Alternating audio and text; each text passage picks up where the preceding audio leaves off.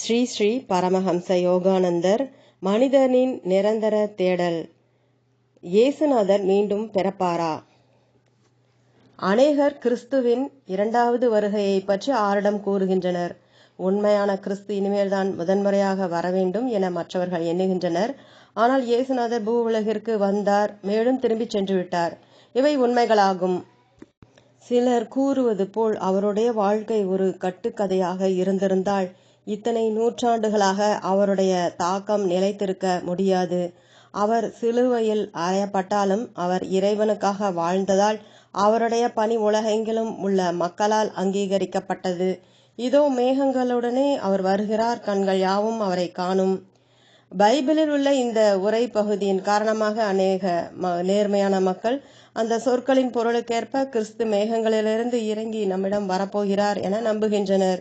இதன் உண்மையான விளக்கம் பரதத்துவமானது. நீங்கள் கண்களை மூடும்போது இருளை காண்கிறீர்கள், ஆனால் அந்த இருளின் பின்னால் ஒளி உள்ளது.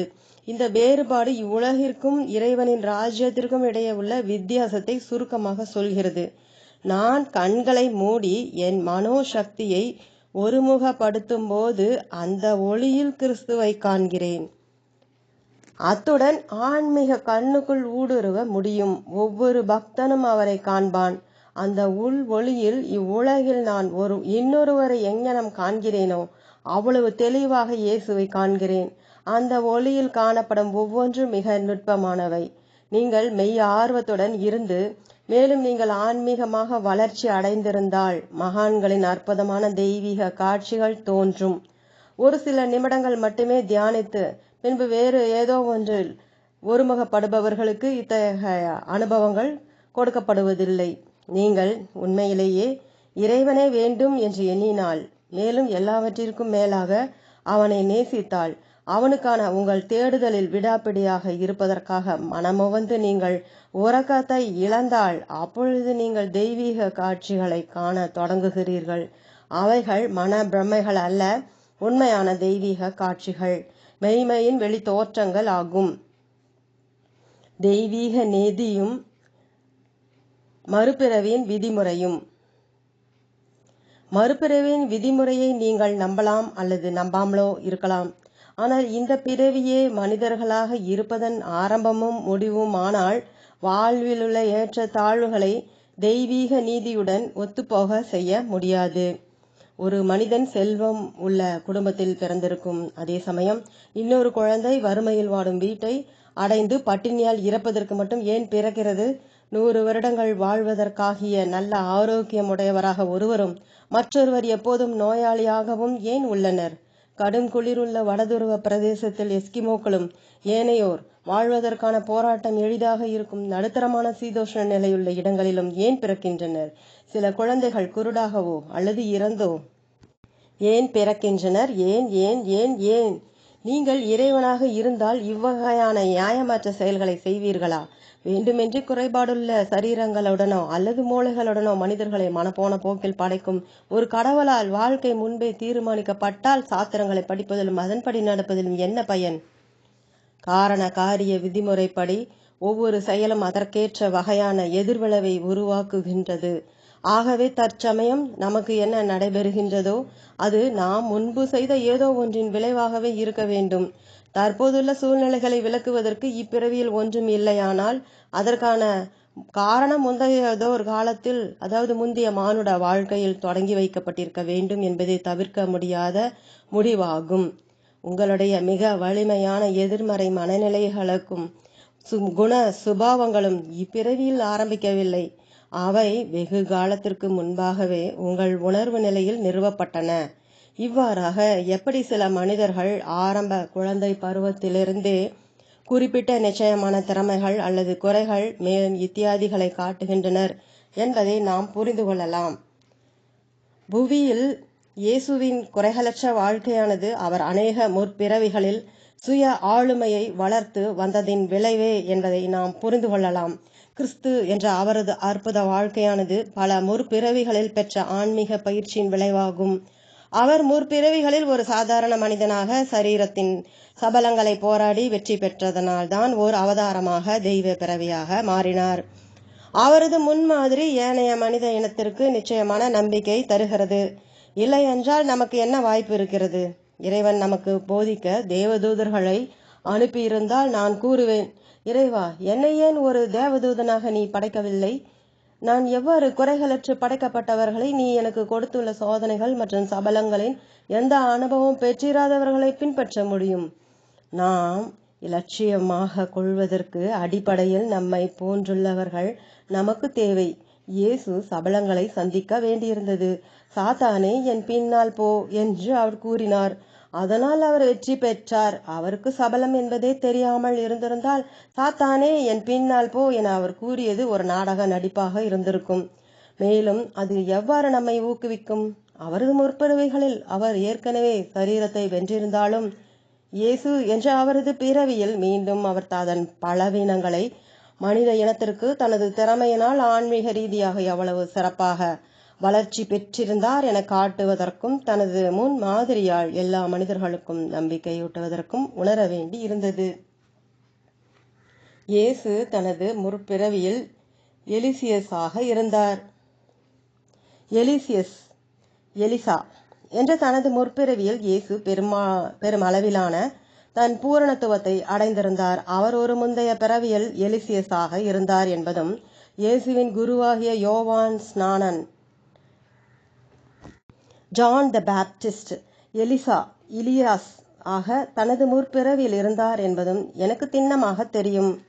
இறைவனுடைய ஒரு தெய்வீக திட்டத்தை நிறைவேற்றுவதற்கு அவர் விதிக்கப்பட்டிருந்தபடியால் எலிசியஸின் அடுத்த பிறவியான இயேசுவை பற்றி அந்த நிகழ்வுக்கு பல நூற்றாண்டுகளுக்கு முன்பாகவே தீர்க்க தரிசனமாக கூறப்பட்டிருக்கிறது. இந்த தீர்க்க தரிசனம் ஏசாயாவின் புத்தகத்தில் கிறிஸ்துவிற்கு 8 நூற்றாண்டுகளுக்கு முன்பு கூறப்பட்டுள்ளது. ஆதலால் ஆண்டவர் தாமே உங்களுக்கு ஒரு அடையாளத்தை கொடுப்பார். இதோ, ஒரு கன்னிகை கர்ப்பவதியாகி ஒரு குமாரனை பெறுவாள். அவருக்கு இம்மானுவேல் என்று பெயரிடுவாள். கிறிஸ்துவின் பிறப்பை பற்றி பதிவு செய்யும் போது புனிதர் மத்தேயு குறிப்பிட்டதாவது, தீர்க்கதரிசியின் மூலமாய் கர்த்தராலே உரைக்கப்பட்டது நிறைவேறும்படி இதெல்லாம் நடந்தது. அவன் இதோ ஒரு கன்னிகை கர்ப்பவதியாகி ஒரு குமாரனை பெறுவாள். அவருக்கு இம்மானுவேல் என்று பெயரிடுவார் என்று சொன்னார். இம்மானுவேல் என்பதற்கு தேவன் நம்மோடு இருக்கிறார் என்று அர்த்தமாம். இயேசுநாதர் வாழ்க்கையின் சகல பாடங்களையும் பல பிறவிகளாகிய இந்த பாடசாலையில் கற்று லௌகீக உணர்வு நிலையின் மேல் தனது பூரண வெற்றியை நிரூபித்திருந்தார். இதன் காரணமாகவே தெய்வீக தந்தை அவரை பற்றி, இவர் என்னுடைய நேசகுமாரன், இவரில் பிரியமாயிருக்கிறேன் என்று உரைத்தார். உலகின் மாயைகளை வென்றுள்ள ஒருவரை இறைவனின் மற்ற குழந்தைகள் அறியும் வண்ணம் இயேசு ஓர் உதாரணமாக இவ்வுலகிற்கு அனுப்பி வைக்கப்பட்டார். மகிமையுடையவராக இருந்தும் இயேசுநாதர் தாழ்மையாக கூறியது, நான் என் சுயமாய் ஒன்றும் செய்யாமல் என் பிதா எனக்கு போதித்தபடியே இவைகளை சொன்னேன். அவருடைய அன்பு முழுவதும் இறைவனுக்காக இருந்தது. அவருடைய முழு உணர்வு நிலையும் தெய்வ தந்தையிடம் லயித்திருந்தது. நாம் அனைவரும் இறைவனின் குழந்தைகளாகவும் பல பிறவிகளுக்கு முன்பு இயேசுவை படைத்தது போலவே அவர் நம்மை படைத்தார். புனித யோவானுடைய நற்செய்தியில் இயேசு தாமே தேவர்களாயிருக்கிறீர்கள் என்று நான் சொன்னேன் என்பதாய் உங்கள் வேதத்தில் எழுதியிருக்கவில்லையா என பிரகடனப்படுத்தியதை காண்கிறோம். இறைவனின் பிரதிபிம்பத்தில் நாம் படைக்கப்பட்டுள்ளது போலவே இயேசு படைக்கப்பட்டார். அத்துடன் அவர் மாயையை வென்று நாமும் அவ்வாறு எங்ஙனம் செய்வது என்பதை காட்டினார். இப்பிறவியில் நீங்கள் மாயையை வென்றால் நீங்கள் இறைவனிடம் திரும்புவீர்கள், மேலும் மறுபிறவி எடுக்க மாட்டீர்கள். ஜெயங்கொள்ளுகிறவன் எவனோ அவனை என் தேவனுடைய ஆலயத்திலே தூணாக்குவேன், அதனின்று அவன் ஒரு காலம் நீங்குவதில்லை. ஆனால் இயேசுநாதர் மீண்டும் வருவாரா? பரதத்துவமாக கூறப்போனால் அவர் ஏற்கனவே எங்கும் நிறைந்துள்ளார். அவர் ஒவ்வொரு மலரின் மூலமாகவும் உங்களிடம் புன்னகை புரிகின்றார். அண்டவெளியின் ஒவ்வொரு துளியிலும் அவர் தனது பிரபஞ்ச சரீரத்தை உணர்கின்றார். காற்றின் ஒவ்வொரு அசைவும் இயேசுநாதரின் சுவாசத்தை சுவாசிக்கின்றது. தெய்வீக கிறிஸ்து உணர்வு நிலையுடனான கூடஸ்த சைத்தன்யம், அதாவது அவரது ஒன்றிணைப்பின் மூலம் உயிர் வாழும் அனைவற்றிலும் அவர் பிறந்திருக்கிறார். உங்களுக்கு காண கண்கள் இருக்குமானால் படைப்பு முழுவதும் அவர் ஆட்சி செய்வதை காணலாம். இயேசுநாதரை போன்று விடுதலை பெற்றுவிட்ட ஒருவர் மெய்ப்பொருளுடன் ஒன்றாகி விடுகிறார். இருந்தும் அவர் தனது தனித்தன்மையை தக்க வைத்துக் கொள்கிறார். ஏனெனில் ஒரு முறை ஒரு மனிதனை இறைவன் படைத்தவுடன் தனது பிரபஞ்ச உணர்வு நிலையில் அப்படைப்பை பற்றிய ஒரு நிரந்தர பதிவை அவன் வைத்துக் கொள்கிறான். ஒவ்வொரு ஜீவராசியின் ஒவ்வொரு எண்ணமும் செயலும் இறைவனின் உணர்வு நிலையில் பதிவு செய்யப்படுகின்றது. 2 காசுக்கு 5 அடைக்கலான் குருவிகளை விற்கிறார்கள் அல்லவா? அவைகளில் ஒன்றாகிலும் தேவனால் மறக்கப்படுகிறதில்லை என இயேசுநாதர் கூறியபோது இதை குறிப்பிட்டார். தன் பக்தர்களுக்கு கிறிஸ்து தெய்வீக காட்சியிலும் ஸ்தூல உடலுடனும் வருகின்றார். இயேசு தனிப்பட்ட குணநலன்கள் உடையவராக 2 விதங்களில் மறுபிறப்பு எடுக்க முடியும். தெய்வீக காட்சியில் மற்றும் ஸ்தூல உடலில். உங்களுக்கு சிறந்த பக்தி இருக்குமானால் நீங்கள் உள்முகமாக அவர் இப்பூ உலகில் வாழ்ந்த போது எவ்வாறு தோற்றம் அளித்தாரோ அவ்வாறே பார்க்கலாம். அநேக மகான்கள் அவ்வாறு அவரை கண்டு அவரது வாழ்க்கையின் பல நிகழ்ச்சிகளை அவருடன் மீண்டும் வாழ்ந்துள்ளனர். இயேசுநாதரால் உங்களுடைய பக்திக்கும் மன ஒருமுகப்படுதலின் சக்திக்கும் ஏற்ப ஸ்தூல உடலிலோ அல்லது அக ஒளியிலோ எந்த நேரத்திலும் மறுபிறவி எடுக்க முடியும். மறுபிறவியானது மானுட வர்க்கத்தில் பெரும்பாலானோர் மீது திணிக்கப்படுகிறது. ஆனால் தன்னை விடுவித்து கொண்டு விட்டதால் இயேசு அவரது விருப்பப்படி வர முடியும் அல்லது வராமலும் இருக்க முடியும். அவரை ஈர்க்க தேவையான அந்த பூரண பக்தி உங்களிடம் இருந்தால் அவர் உங்களுக்கு முன் உயிரும் உடலுமாக இப்பொழுதே தோன்ற முடியும். ஆனால் உங்கள் பக்தி அதைவிட ஒரு சதவிகிதமேனும் குறைந்திருக்கும் வரையில் அவர் வரமாட்டார். பல வருடங்களுக்கு முன்பு நான் பாஸ்டனில் வாழ்ந்து கொண்டு போதித்து கொண்டிருந்த போது ஒரு சமயம் இறைவனை 3 நாட்களுக்கு மறந்துவிடும் அளவிற்கு வேலையில் மும்முரமாக ஈடுபட்டிருந்தேன். அவ்வாறு தொடர்ந்து இருக்கின்ற எண்ணம் பொறுக்க முடியாததாயிற்று. நான் எல்லாவற்றையும் மூட்டை கட்டி கொண்டு அமெரிக்காவை விட்டு செல்ல தயார் செய்து கொண்டிருந்தேன். ஆனால் அச்சமயத்தில் இந்த மார்க்கத்தில் உள்ள ஒரு சீடர் என்னிடம் வந்து தன்னுடன் என்னை தியானம் செய்ய கோரினார். நாங்கள் தியானத்தில் அமர்ந்ததும் நான் பிரார்த்திக்க தொடங்கினேன்.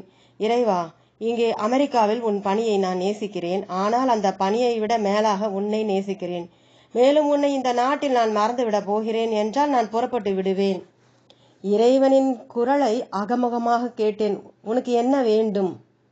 உத்வேகத்துடன் நான் கூறினேன், நான் கிருஷ்ணனையும் கிறிஸ்துவையும் அவர்களுடைய எல்லா சீடர்களுடனும் காண விரும்புகிறேன். அக்கணமே உங்களை எத்தனை தெளிவாக பார்க்கிறேனோ அவ்வாறே ஒரு பொற்கடலின் மேல் அவர்களை பார்த்தேன், துதியும் செய்தேன். ஆனால் சிறிது நேரத்தில் என் மனம் சந்தேகப்பட ஆரம்பித்தது. இது உண்மை அல்ல என நான் எண்ணினேன். ஆகவே நான் மீண்டும், இறைவா, இந்த தெய்வீக காட்சி உண்மையானால் இந்த அறையில் உள்ள மற்ற பக்தரும் கூட அதை காணட்டும் என பிரார்த்தித்தேன். எனது நண்பர் திடீரென, ஆஹா, கிருஷ்ணனும் கிறிஸ்துவும் ஒரு பொற்கடலின் மேல் என கூவினார். அப்பொழுது ஒரு புதிய ஐயம் தோன்றியது. அது ஓர் எண்ண மாற்றம் மட்டும்தானா? ஆனால் இந்த கருத்து என் மனதில் குறுக்கிட்டதும் இறைவனின் குரல் கூறியது, நான் வெளியேறிய போது இந்த அறை தாமரையின் நறுமணத்தால் நிரம்பும். மேலும் இங்கு வரும் ஒவ்வொருவரும் அதை கவனிப்பர். அதன் பின்னர் அந்த அறையில் என்னை காண வந்த ஒவ்வொருவரும் தவறாமல் நான் முகரும் வினோதமான மலர்களின் வாசனை என்ன என கேட்டனர். கிறிஸ்துவை பின்பற்றும் பெரும்பாலானவர்களுக்கு அவர் பைபிளில் அவர்கள் படித்துள்ளது போல் ஒரு இலட்சிய உயர் மனிதனாக திகழ்கிறார். ஆனால் எனக்கோ அவர் அதைவிட மிக அதிகமாக உள்ளார். அவர் உண்மையாக உள்ளார். 8 வருடங்களுக்கு முன்பு ஒருமுறை அவர் தனியே வந்து இரவு முழுவதும் என்னுடன் இருந்து தியானம் செய்தார். அச்சமயத்தில் நான் இந்த ஆசிரமத்தின் தெய்வீக காட்சியை கண்டேன். வேறு பல சமயங்களில் நான் அவரை தெய்வீக காட்சிகளில் கண்டு அவருடன் உரையாடி உள்ளேன். அதே கிறிஸ்துவை நீங்களும் காண முடியும். இறைவனுடன் தொடர்பு கொள்வதற்கு நீங்கள் எல்லாவற்றையும் கைவிட தயாராக இருக்க வேண்டும். அவன் உங்களை பரிசோதிப்பான். நீங்கள் பிரார்த்தித்து மேலும் பிரார்த்தித்து தியானம் செய்தும் கூட அவனை காணாத போது, இறைவா, பரவாயில்லை, நான் பிரார்த்திக்கின்றேன் என்பதை நீ அறிவாய். அத்துடன் நீ வரும் வரையில் நான் நிறுத்தப் போவதில்லை என கூறுவீர்களானால் அப்போது அவன் பதிலளிப்பான். ஒரு மகான் கூறினார், அவன் எப்பொழுது வருவான் என்பதை பற்றி எனக்கு கவலை இல்லை. அவன் வருவான் என்பது எனக்கு தெரியும். அந்த மனப்பாங்கைத்தான் ஒருவர் பெற்றிருக்க வேண்டும். இயேசு பெற்றிருந்த கிறிஸ்து உணர்வு நிலையை அடைவதற்கு உழைக்க நீங்கள் உங்கள் மனதை திடப்படுத்திவிட்டால் அந்த ஆசையை நிறைவேற்றுவதற்கு இறைவன் உங்களுக்கு உதவி புரிவான். ஆனால் முதலில் இயேசு செய்ததை போன்று நீங்களும் தன்னை வென்றவனாக ஆக வேண்டும். தங்களுடைய மானுட பலவீனங்களை பக்தர்கள் வென்றுவிட்டதை இறைவனிடம் காட்டும் வரையில் அவன் அவர்களுக்கு சிறந்த ஆன்மீக சக்திகளை அருளுவதில்லை. இல்லையேல் அவர்கள் தெய்வீக பலத்தின் துஷ்பிரயோகத்தினால் மற்றவர்களை புண்படுத்தவும் எல்லா தேசங்களையும் அழித்துவிடவும் கூட செய்யக்கூடும். இயேசுநாதரிடம் இறையாண்மை இருந்தது. சிலுவையில் இடப்படுவதிலிருந்து அவர் தம்மை எளிதாக காப்பாற்றிக் கொண்டிருக்கலாம். ஆனால் தோட்டத்தில் மிகுந்த வேதனையுடன் இருந்தபோது அவர், பிதாவே, என்னுடைய சித்தத்தின்படி அல்ல, உம்முடைய சித்தத்தின்படி ஆகக்கடவது. மேலும் சிலுவையின் மீது இருந்தபோது, பிதாவே, இவர்களை மன்னியும், தாங்கள் செய்கிறது இன்னதென்று அறியாதிருக்கிறார்களே என்று மட்டுமே கூறினார். இந்த இறுதி சோதனைகளில் தனது அகங்கார உத்வேகங்களை முழுவதுமாக வென்றுவிட்டதை வெளிப்படுத்தினார். இயேசுநாதர் பெற்றிருந்தவாறு எல்லையற்ற சக்தி உங்களிடம் இருந்தால், மேலும் ஒவ்வொருவரும் உங்களை அவமதிக்கும் பொழுது கூட நீங்கள் எதிர்த்தாக்குதல் புரியவில்லை என்றால் நீங்கள் நிச்சயம் ஒரு வெற்றியாளர் ஆவீர். எல்லா மகா அவதாரங்களும் மீண்டும் வருவார்கள். பூ உலகிற்கு வந்துள்ள ஒவ்வொரு மகானும் இறைவனது எல்லா மனித குழந்தைகளின் ஆன்மீக விருத்திக்கான அவனது விருப்பத்தை நிறைவேற்றுவதற்கு உதவியுள்ளனர். இம்மகிமை வாய்ந்தவர்கள் 2 குறிக்கோள்களுடன் வருகின்றனர். ஒரு குறிப்பிட்ட எண்ணிக்கை மக்களுக்கோ அல்லது ஒரு பெரிய மனித கூட்டத்திற்கோ எழுச்சியூட்டுதல் மற்றும் அறிவொளி ஊட்டுதல். தமது வாழ்வை குருதேவரின் வாழ்க்கையை பின்பற்றி அமைத்துக் கொள்ளும் உண்மையான சீடர்களை பயிற்றுவித்தல். பின்னால் குறிப்பிட்டவர்கள் ஒரு மகான் தனது ஆன்மீக வாழ்வை எவர்களுக்குள் நாட்டுகிறாரோ அவர்கள் ஒரு உட்குழுவாக அமைகின்றனர். இவர்களே அவருடைய உண்மையான குடும்ப அங்கத்தினர்கள் ஆவர். இயேசுநாதர் இத்தகைய 12 சீடர்களையும் மற்ற சீடர்களையும் கூட கொண்டிருந்தார். ஆனால் 12இல் ஒருவர் அவரது அன்பிற்கும் நம்பிக்கைக்கும் துரோகம் செய்தார். இறைவனால் நியமிக்கப்பட்ட ஒவ்வொரு குருவிற்கும் உள்ள கடினமான பணியானது தன்னை போலவே மற்றவர்களை உருவாக்குவதுதான். ஆனால் இயேசு உண்மையாகவே கிறிஸ்துவை போன்ற சீடர்களை உருவாக்கினார். ஆன்மீக ஞானம் பெற்ற ஒவ்வொரு குருவும் அநேக பக்தர்கள் இறைவனுடன் தொடர்பு கொள்ளும் வல்லமையை பெற செய்வதற்கு முயல்கிறார். இருந்தும் ஒவ்வொரு சிறந்த குருவும் சில ஸ்வரங்களின் முடிவுறாத இசையை பின்விட்டு செல்கிறார். அது முடிவுறாது இருப்பதால் அந்த குரு மீண்டும் வரவேண்டியுள்ளது. ஆனாலும் அவர் வரும் காலம் இறைவனது சித்தத்தை பொறுத்துள்ளது. உங்களுக்கு நான் கூறிக்கொண்டிருப்பது எந்த ஒரு புத்தகத்திலும் இல்லை அல்லது வேறு எவருடைய கருத்தும் அல்ல. ஆனால் இது உண்மை.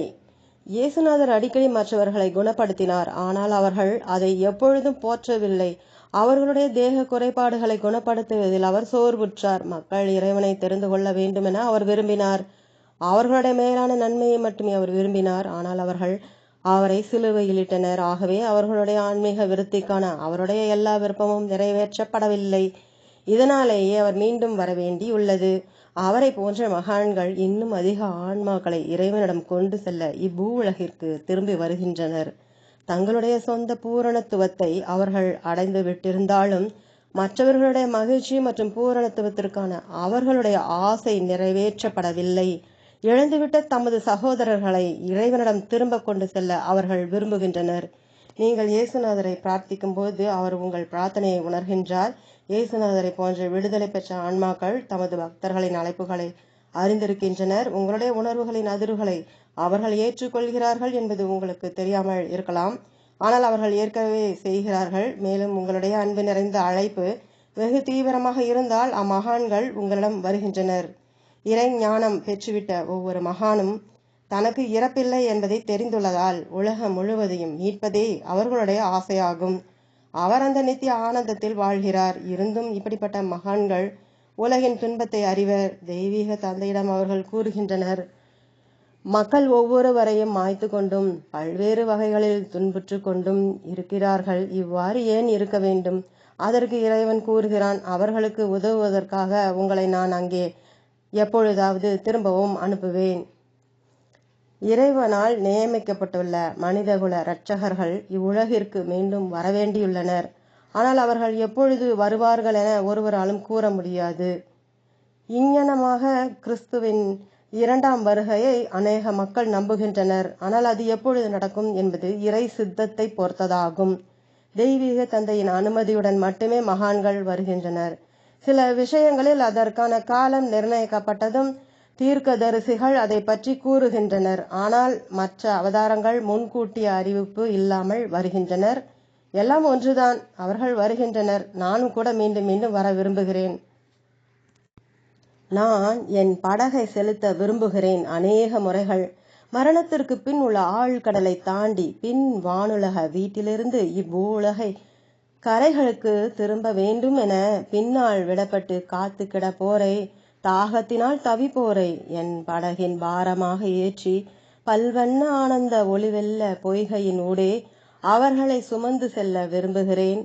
அங்கே பகிர்ந்தளிக்கிறான் எம்பிரான் தன் சர்வ தாக சாந்தி அமிர்தம். அனைவருக்கும் உதவுவதற்காக இங்கு திரும்பி வருவது அற்புதமானதாகும். இவ்வுலகில் ஒவ்வொருவரும் அவ்வண்ணமே வாழ விரும்ப வேண்டும். சுயநல லாபத்தை ஏன் நாட வேண்டும்? நாம் இறைவனுக்கு அறிந்தவர்களாக இருந்தால் அவனுடைய குழந்தைகள் அனைவருக்கும் அறிந்தவர்களாகிவிடுவோம். ஏனெனில் இறைவனில் நாம் அனைவரும் ஒன்றாக உள்ளோம். அவனை நாம் காண்பது அவ்வளவு முக்கியமானது. நம்முடைய சொந்த நன்மைக்காக அவனது அன்பை அறிந்தும் அவனில் இரவும் பகலும் ஒரு தொடர்ச்சியான ஆனந்தத்தில் முடிவற்ற மகிழ்ச்சியில் மூழ்கியும் இருக்க வேண்டும். மகா ஆத்மாக்கள் மீண்டும் மறுபிறவி எடுப்பர். தனக்காக நடிப்பதற்கு இறைவன் அவர்களுக்கு தனித்தன்மையையும் ஒரு தெய்வீக பங்கையும் கொடுத்துள்ளான். அவர்கள் இறைவனை நேசிப்பதால் தமது பணியை செய்ய கடமைப்பட்டுள்ளனர். இவ்வுலகில் பெருந்திரளான சகோதரர்கள் மாயையாகிய சகதியில் உழன்று கொண்டும் துன்புற்று கொண்டும் இருப்பதால் அவர்கள் வருவார்கள். இயேசுநாதர் கூட மீண்டும் வர இருப்பது போல மகான்களும் இன்னும் அநேகரை ஸ்வர்க ராஜ்யத்திற்கு கொண்டு செல்வதற்காக இவ்வுலகிற்கு மீண்டும் வரவேண்டி உள்ளது. ஓம் தொடரும்.